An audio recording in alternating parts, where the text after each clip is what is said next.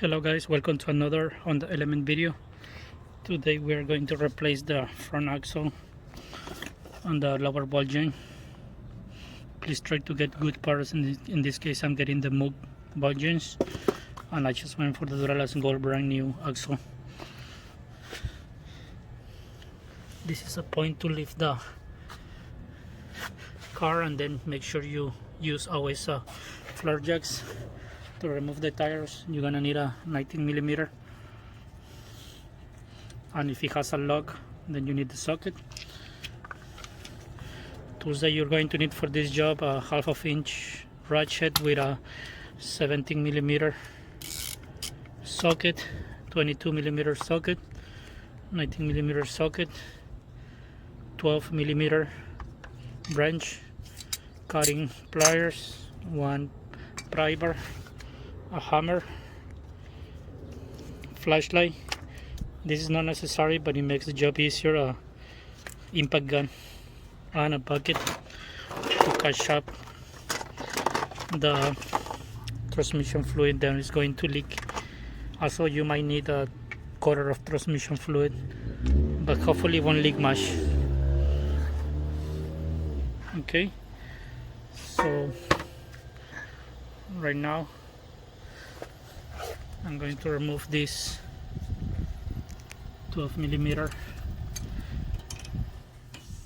with the ratchet. I shall already lose this so the video can be done faster. Then the 17mm on the caliper. In the back of the caliper there is one, there is another one around there, so we're going to remove the caliper. Okay, I already removed the caliper.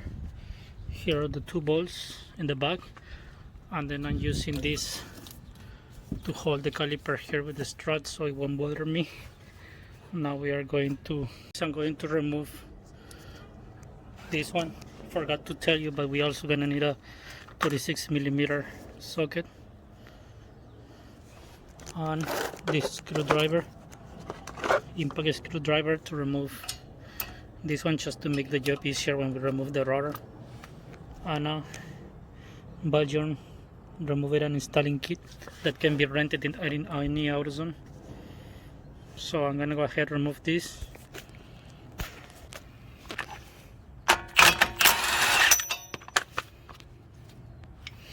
Most likely a new nut is going to come with a new axle. And now I'm going to remove these two Phillips using this one right here. After that I'm going to grab this punch and just hit it just a little bit so this one will move. Of course I use on WD-40, and then after I'm going to remove these two bolts, which are 22mm. Okay, I removed the bolts here, so now this one is gonna have more space, but I recommend you to first remove the ABO sensor, because I don't want to break. It's here in the back. I'm not sure if you guys can see it, just over there. It's 10mm, so let's do that before removing the bolts for the strut. Make sure to wiggle the ABS sensor. Put some WD-40 because these ones are very easy to break. They're plastic. Okay, so now it's out of the way. Now it's easy for me. You see? Now we can hammer this, since we're gonna replace it, no problem. And then the axle can go out. If you guys are not doing the ball joint, then don't worry, because you don't really need to remove the whole thing. You just kind of play with it and take it out. Okay, so that's what we're gonna do right now, and then later we're gonna explain about the ball joint. So you see guys, I just wiggle this around and there you go, this one comes out. Then it's a good opportunity to check the wheel bearing too. If this one spins smooth, no noises, wheel bearing is good. In this case is good. Now we are going to remove the axle from the inside part. That's where we are going to use the bucket to catch oil. Hopefully it won't leak much. I'm gonna use a hammer and a pry bar so we can hit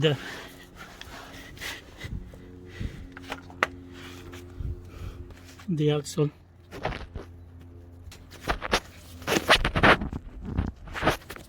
And if you guys see, that's the axle over there, so we're just gonna go with the pry bar and the hammer and just hit it so the axle can pop out. I got lucky, guys. I just barely hit it and the axle started to pop out, and there is no transmission leak because the way I lift the car, I didn't lift it from both tires. I just lifted like from the driver, so it gets an inclination and then it's more chances that it won't leak. My axles are still good. I just want to change it because I got a really good deal for this axle. I have some connections to get parts. This one looks like this because I pull it, but like you see, there is no leakage on the bolts, nothing, no noise. And then if you see you need a seal, like your seal is too old over there, then you can replace it, but in this case it's very dry, I won't do that. I don't mess with that if it's not leaking. And then kind of lubricate this part. Then just install the axle bag. Now for the ball joint, we're gonna use these pliers to remove this pin, and then we are going to use a 19 or 17 millimeter, I think, to remove this nut, and then we can leave all the spindle out. Here's the pin. It's a 17 millimeter. Now after removing the nut, this one might get really stuck, the ball joint, so some people they hit it here, or I use in this case this one, so I don't want to really hit it and damage it, and it's really easy. You just go around here and then it's lifted up. So you have two options, okay? So basically what this tool does is goes like this. Let's see.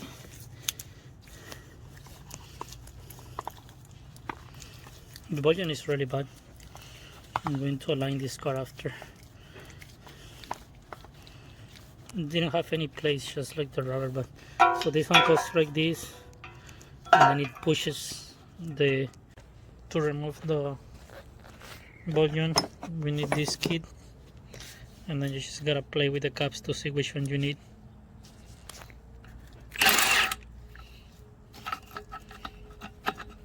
I already took it out.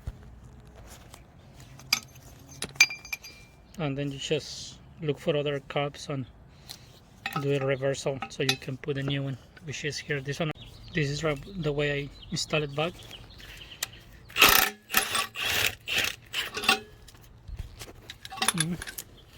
This is how it looks. Then we are going to install this right here. The old one didn't come with it, but this one is just to make it strong. Install the C-clamp with this tool. And this is ready. Now I think the rest is just do the opposite, and that's it, guys. You should be in. Try to put some WD-40 in the new axle right here, so it's wibble it and it's gonna be easier to put it. Here's the axle. I already installed it. Put a new nut and a new quarter pin right here. Now ready to install the axle. The process.